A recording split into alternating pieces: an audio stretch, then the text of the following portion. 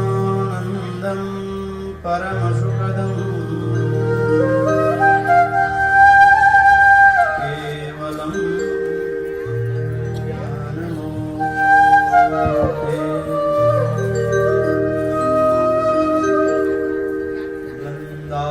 वृन्दातीतं गगनसदृशं तत्त्वमस्यादिराक्षे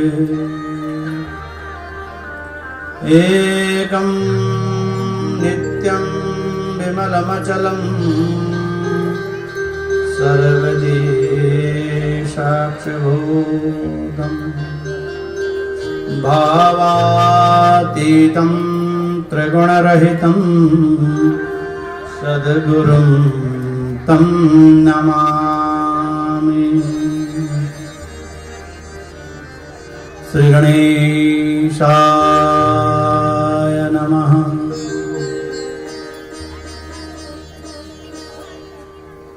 नमस्त्वनन्ताय सहस्रमूर्तये सहस्रपादाक्षिशिरोर्वावहे सहस्रनामे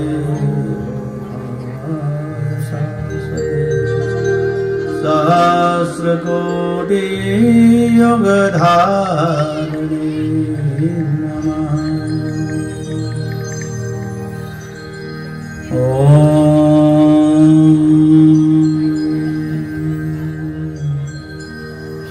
नारायणं नमस्कृत्यं नरं चैव नरोत्तमं देवी सरस्वती व्यासो ततो जयमुदीरये।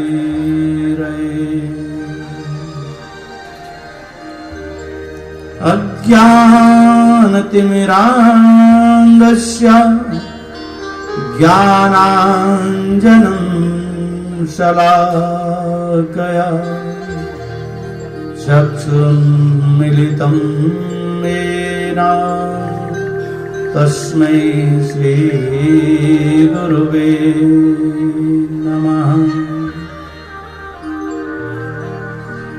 गौराङ्गरासमयं नित्यं रसाचार्यरसोत्सुकम् श्रीरामहर्षणदेवाख्या सद्गुरुं प्रणमाम्यहम्।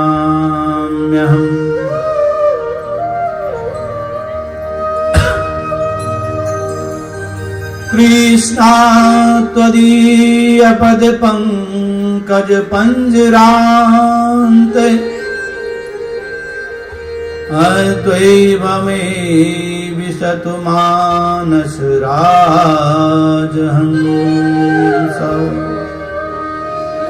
प्राणप्रयाणसमये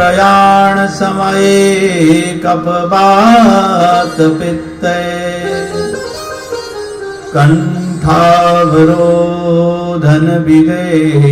स्मरणं कुतस्ते। या कुन्देन्दुतुषारहारधवला या शुभ्रवस्त्रावृता या वीणावरदण्डमण्डितकरा या श्वेतपद्मासनम्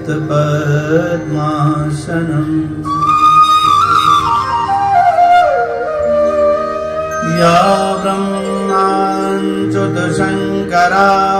प्रभृतिभिः देवैः सदा वन्दिता। श्यामां पातु सरस्वती भगवती बुद्धिप्रदां शारदे। सच्चिदानन्दरूपाय विश्वोत्पत्त्यादिहेतवे तापत्रय विनाशाय श्रीकृष्णाय वयं नमः।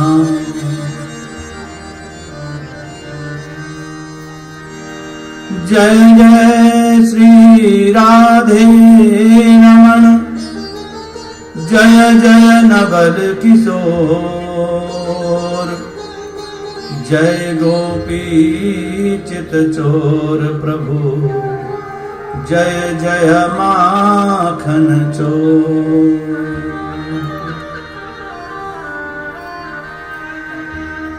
मनोजवं मारुततुल्यवेगं जितेन्द्रियं बुद्धिमतां वरिष्ठं वातात्मजं वानरदूतमुख्यं श्रीरामदूतं शरणं प्रपद्ये।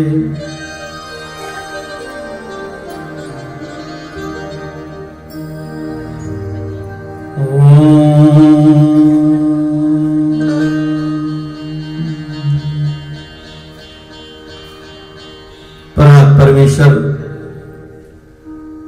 अखिल ब्रह्मांड नायक भगवान बालकृष्ण की वामांगमय छवि बाल लीला का वर्णन श्री बद्रीश बद्री विशाल श्री सीताराम जानकी सन्निधे निकटे कौरवा ग्राम वास्तव्याम बालको नगर सन्निधे निकटे सर्वे आचार्य वरेण्यम संगीतज्ञ आचार्य वरेण्यम मम यजमान परिवार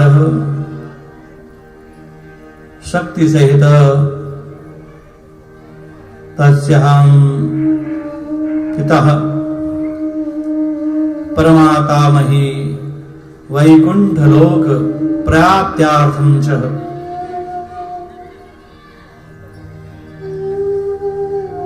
तद सर्वे यजमानः प्रतिष्ठितः आगन्तु मम शक्तीनां मातृशक्ति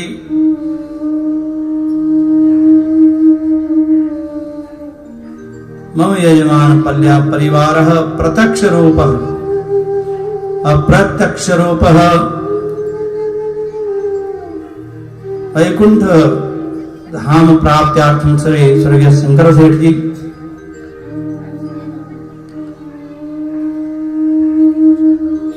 सर्वे भवन्तु सुखिनः सर्वे सन्तु निरामया सर्वे भद्राणि पश्यन्तु मा कश्चित् दुःख भाग् भवेत्।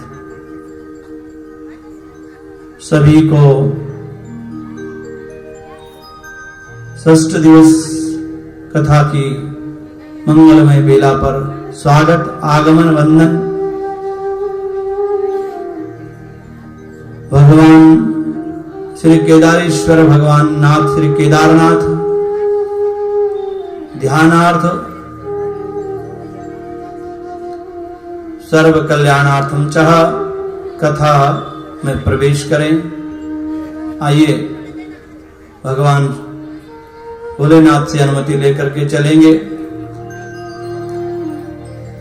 जय शंभुनाथ दिगंबरं करुणाकरं जगदीश्वरं जय शंभुनाथ महेश्वरं करुणाकरं जगदीश्वरं जय शंभुनाथ दिगंबरं करुणाकरं जगदीश्वरं जय शंभुनाथ दिगंबरं करुणाकरं जगदीश्वरं भगवान भोलेनाथ का ध्यान करते हुए बद्रीनाथ से केदारनाथ में तो जाना जरूरी है ना। अब बद्रीनाथ वाले बोलेंगे केदारनाथ की याद तो करी नहीं, अब मेरे को तो दोनों की तरफ जाना पड़ेगा। भयतारणं भयहारणं भयतारणं भयहारणं करुणाकरं जगदीश्वरं करुणाकरं जगदीश्वरं जय शम्भुनाथ दिगम्बरं करुणाकरं जगदीश्वरं जय शम्भुनाथ दिगम्बरं करुणाकरं जगदीश्वरं।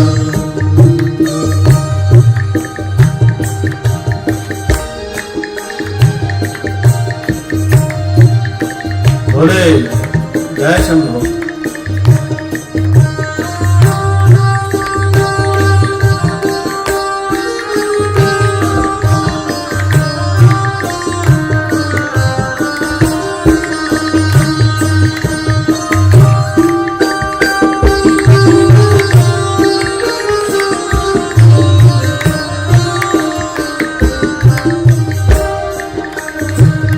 मृगछाल अंग सुशोभितं करजाल दंड विराजितं मृगछाल अंग सुशोभितं करजाल दंड विराजितं जय शंभुनाथ दिगम्बरं करुणाकरं जगदीश्वरं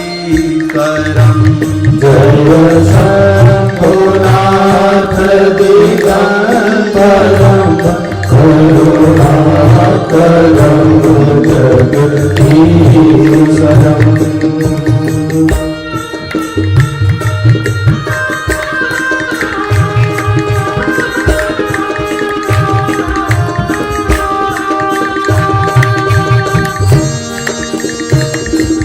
यमकाल विमोचकं यमकाल विमोचकं करुणाकरं जगदीश्वरं यमकाल विमोचकं करुणाकरं जगदीश्वरं भवतारणं भयहारणं करुणाकरं जगदीश्वरं जय शम्भुनाथ भयहारणं करुणाकरं जगदीश्वरं जय शम्भुनाथ दिगम्बरं करुणाकरं जगदीश्वरं जय शम्भुनाथ दिगम्बरं करुणाकरं जगदीश्वरं।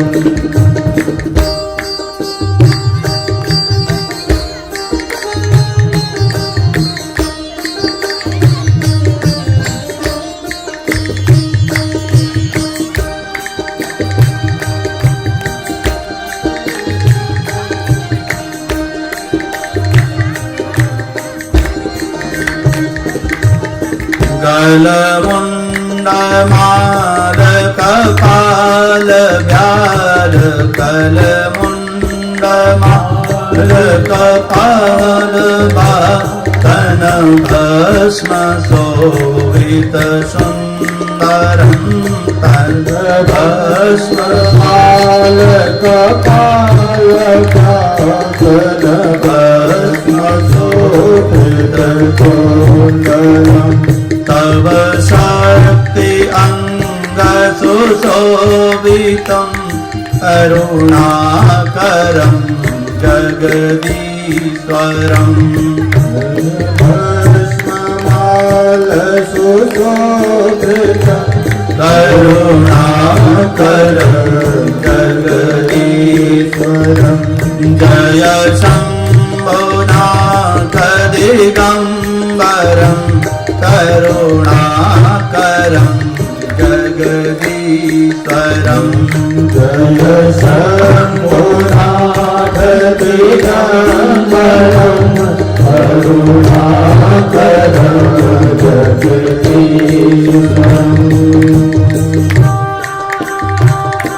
जय शंभो।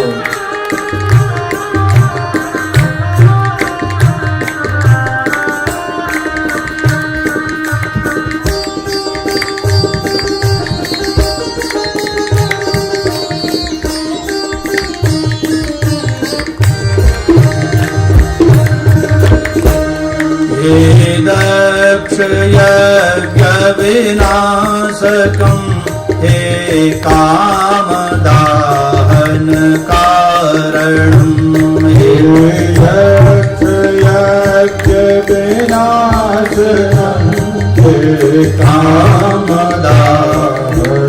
कारणं जय शम्भुनाथ दिगम्बरं करुणाकरं जगदीश्वरं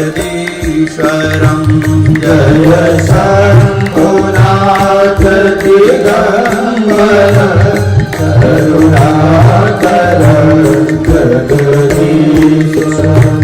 श्री गणेशदाय नमस्कृतं करुणाकरं जगदीश्वरं श्री गणेशदाय नमस्कृतं करुणाकरं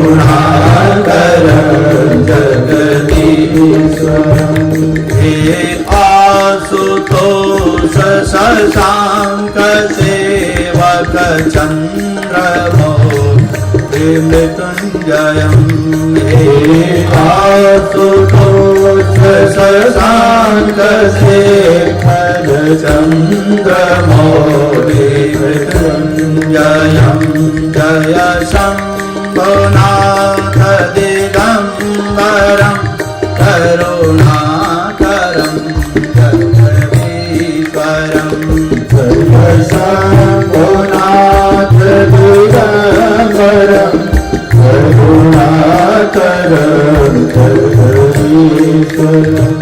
तव पाद कमल नमाम्यहं करुणाकरं जगदीश्वरं तव पाद कमल नमाम्यहं करुणाकरं जगदीश्वरं भवतारणं भयहारणं करुणाकरं जगदीश्वरं भवतारणं भयहारणं करुणाकरं जगदीश्वरं जय शम्भुनाथ दिगम्बरं करुणाकरं जगदीश्वरं जय शम्भुनाथ दिगम्बरं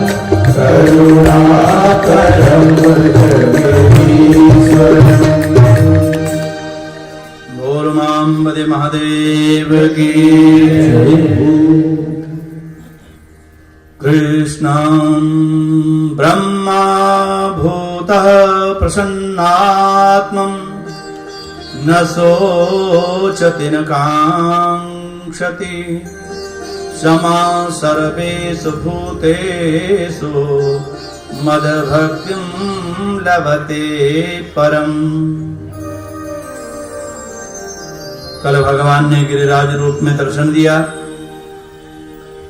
सबने 56 भोग लगाए, भगवान के दर्शन किए, प्रसादी ग्रहण करी भगवान गिरिराज रूप में प्रकट हुए। प्रभु ने गीता में कहा है कि प्राणी जब ज्ञान की चरम सीमा को पार कर लेता है तो उसे मेरा पराभक्ति की प्राप्ति हो जाती है। मद भक्तिम लवतम परे। और भक्ति, परमात्मा की भक्ति के बदले हम भोग की कामना करते हैं। भक्ति दो प्रकार की होती है, एक होती है निष्काम भक्ति और एक होती है कामना पूर्ण भक्ति। भाई कोई कामना है, हमने कोई अनुष्ठान करना है, उसके लिए हम भक्ति कर रहे हैं। एक भक्ति होती है जिसमें कोई कामना नहीं है, निष्काम भक्ति होती है। और निष्काम भक्ति करने के लिए कामना का साथ में होना अनुचित है। चैतन्य देव ने कहा है कि भुक्ति मुक्ति स्पृहा यावत पिशाची हृदय वर्तते मवत् प्रेम सुखा स्यात्रः कथा भ्युदयो भवेत्। नारद ने सूत्र में लिखा है, भागवत में श्री सुखदेव स्वामी कहते हैं, कोई चारों वेदों का प्रकांड पंडित हो, चाहे 6 शास्त्रों का ज्ञाता हो, कृष्ण चरणों में यदि प्रेम नहीं है, यदि निष्काम भक्ति नहीं है, तो उसको कुछ नहीं मिल सकता है। इसका प्रत्यक्ष उदाहरण आज राजा, हे राजन, भगवान जो है आज अपनी बाल लीला को लेकर के गौ चराने कहीं दूर सुदूर वन में जाते हैं। और वहां जाकर के कन्हैया कुछ थोड़ी दूर पर जाकर के कहते हैं, अरे बाल गोपालों भूख लग गई है। और जाकर के थोड़ी दूर में ब्राह्मण यज्ञ कर रहे हैं, वहां जाकर के तुम भोजन प्रसादी की व्यवस्था बनाओ।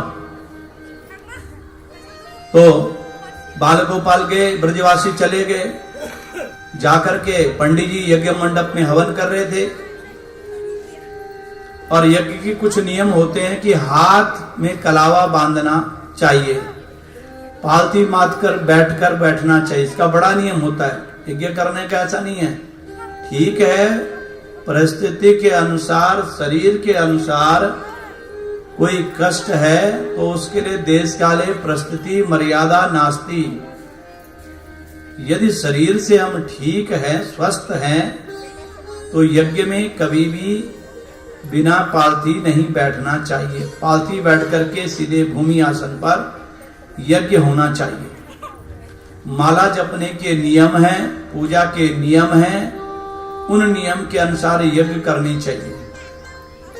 अब इन ब्रजवासियों ने जाकर के पंडित जी को प्रणाम किया कि महाराज कुछ देर दूरी में बलराम भैया और कृष्ण आए हैं गौ चराने और भूख लगी है, इसलिए कुछ भोजन की व्यवस्था हो जाए। तो ब्राह्मण देवताओं के पास गए तो, हे भूमि देवा शृणुतम कृष्णस्याश्वदसे कारिणा प्राप्ताञ्जानीत भद्रं वो गोपानो रामचेयोदितान्। हे ब्राह्मण देवता, हम कृष्ण और बलराम के आदेश से आपके पास आए हैं और भोजन प्रसादी की कुछ व्यवस्था करो। तो पंडित जी जो थे ना, वो बड़े अभिमानी थे और उनको अभिमान था। और अभिमान जो है आदमी का काम बिगाड़ देता है। अहंकार इंसान का काम खत्म कर देता है। कभी अभिमान नहीं करना चाहिए। यदि भगवान ने दिया है, ऐश्वर्य दिया है, संपत्ति दी है, मनुष्य जन्म दिया है, और इस जन्म में तुम्हें अगर कुछ किसी वस्तु की, अप्राप्त वस्तु की प्राप्त होती है तो उसका अभिमान नहीं करना चाहिए। ब्राह्मण होकर के भी अभिमान नहीं करना चाहिए कि हम वेद पाठी हैं, हम वेद मंत्र जानते हैं, और हम अभिमानवश यजमान का हित अनहित दोनों समय देखना चाहिए। पंडित जी बोले, पढ़े लिखे तो तुम ब्रजवासी है नहीं, तुमको पता नहीं कि हम यज्ञ कर रहे हैं, और यज्ञ में तुम सीधे आ गए कि हमको भोजन प्रसादी दे दो। भागा दिया उनको वहां से, चलो भागो यहां से। जब देखो तब आ जाते हैं ग्वारिये, और कन्हैया के पास दौड़ करके आ गए। बोला कन्हैया आज के बाद अगर तू हमको भेजेगा ना तो ठीक नहीं होगा, हमारी बेइज्जती करवा दी तुमने। वहां हम गए थे और भोजन प्रसादी तो मिली नहीं, वहां हमको ही ठीक ठाक कर दिया था उन लोगों ने। रहने दे भैया, कहां भेज दिया है आपने हमको। कन्हैया बोले तुम गए कहां थे। बोला यज्ञ हो रहे थे, हम पंडित जी के पास चले गए थे। अरे बोला भले मानसो, पंडित जी के पास क्यों गए, पंडिताइन के पास जाना था। पंडित जी को क्या पता है भोजन प्रसादी की व्यवस्था कैसे होती है। माताओं के पास गए। बोला नहीं, माताओं के पास तो नहीं गए। बोला जो माताओं को पता है कि सुबह बच्चों का टिफिन कैसे तैयार करना होता है, कैसे उनको स्कूल भेजना है, कैसे नाश्ता पानी की व्यवस्था करनी है, कैसे पतिदेव को खिलाना है, भेजना है, ये सब तो मातृशक्ति का काम है।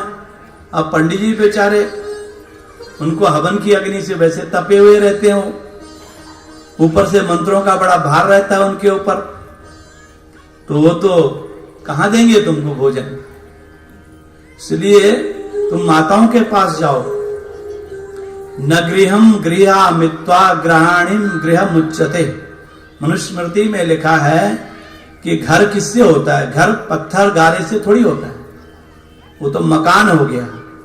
मकान बनता है ईंट पत्थर और सीमेंट से, उसको हम भवन कहते हैं। और घर कहते हैं गृहिणी से। जिस घर में गृहिणी होगी उस घर को संभालने का पूरा दायित्व लक्ष्मी का होता है।